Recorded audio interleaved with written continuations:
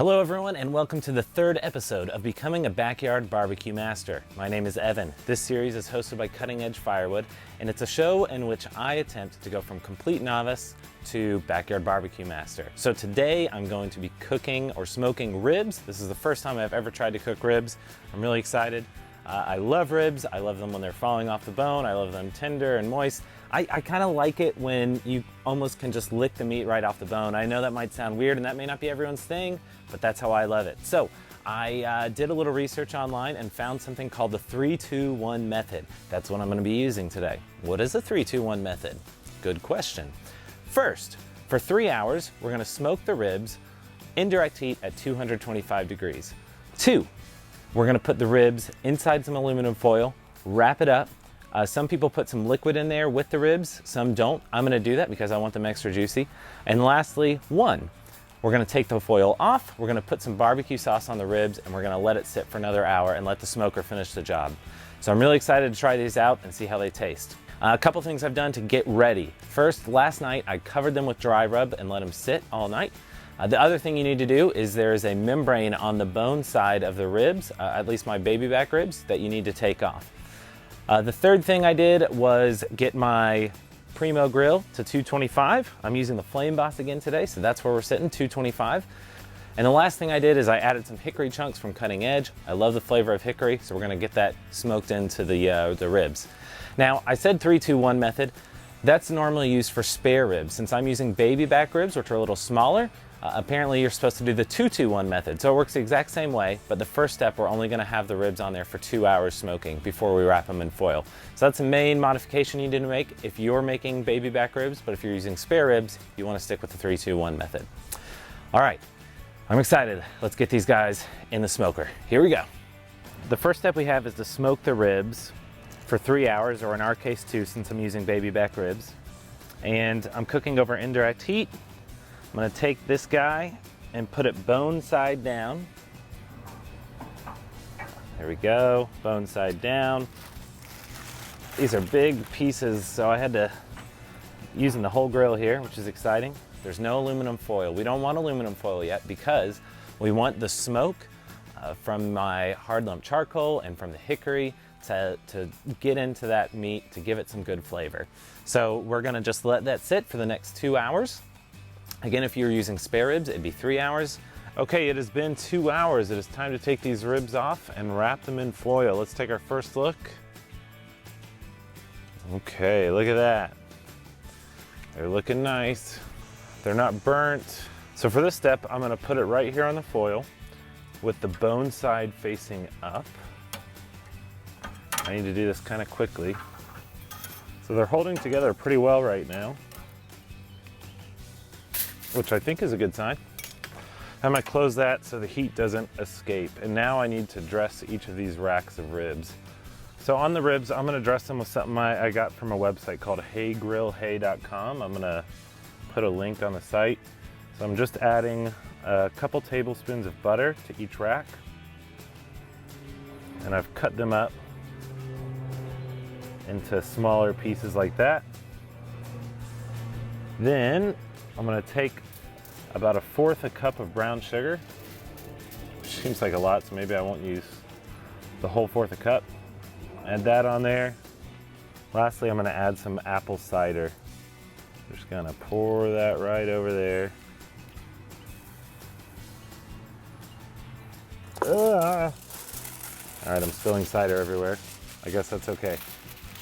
I hope it's okay.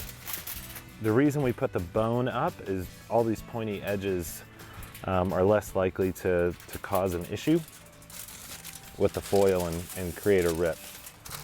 Get it nice and locked in so the moisture is trapped in there with the ribs.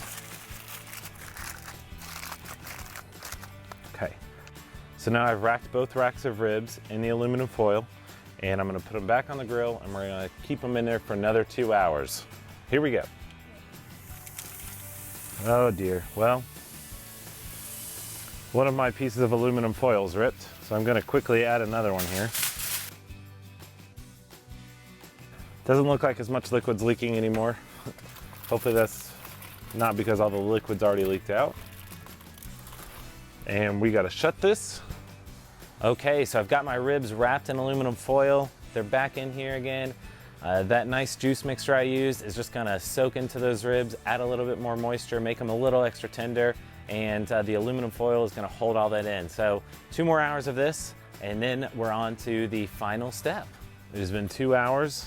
It's time to take the ribs out of the foil. 1 hour left. Oh, wow. Okay, there's a lot of juice in there. Look at that. That looks tasty. So it's quite tender. That's good. We want that. And this last hour is going to help caramelize the outside, make it a little crispier on the outside, but still stay soft on the inside.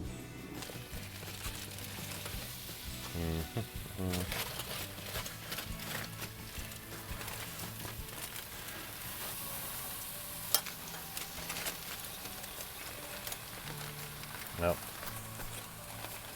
I'm trying to save some of the juice from going down into my smoker, but it doesn't seem like I'm going to be successful, which is probably going to cool things off a little bit.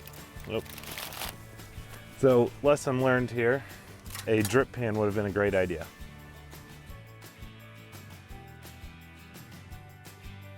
So I've got my ribs bone side down. I've broken one of the slabs already. That shows you how tender it is. And I just need to add barbecue sauce. So I have a spicy one and one that's not so spicy. Okay, get that closed. I am now in the final phase of the 3-2-1 method for making perfect fall off the bone baby back ribs. I took the ribs out of the foil, coated them with barbecue sauce. I did all of this while the grill was open. Not the best way to do it, okay? I would definitely have a tray ready. Take the aluminum foil and the ribs out, place it in the tray, take the foil off so all the juice falls into the tray instead of falling into the bottom of your grill, which will cool the coals off. It also was open for a long time, so a lot of heat escaped, and I also got a lot of smoke in my eyes. So I would definitely recommend taking them out, placing them in a tray. Fortunately, I don't think it's gonna ruin anything. I think it might just take a few extra minutes for this thing to get hot again. Okay, everyone, 3, 2, 1 is up. My final hour is done. I'm about to take these ribs off. It's really good timing because there's a crazy big thunderstorm over there, and it's about to be here in a few minutes. So I gotta act fast, get these off the grill, wrap them in foil, let them rest for a couple minutes before I eat them. Oh, I can't wait. I'm so hungry. Let's do this. And now for the reveal. Here it is. Oh yeah. That looks amazing. Okay, the wind's picking up. This storm is for real, y'all. Let's go, ribs. Oh, there's one. There's my piece that fell off.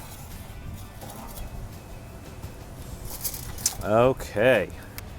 All right, those are looking pretty good, y'all. Time to eat. Final test, the taste test. We're just gonna take this fork, come on in here a little closer, and see how these do. Oh yeah, that's pretty good. That was not much effort. Oh, see, that's what we want with our ribs. I did it, folks. I made my own ribs, and they're amazing.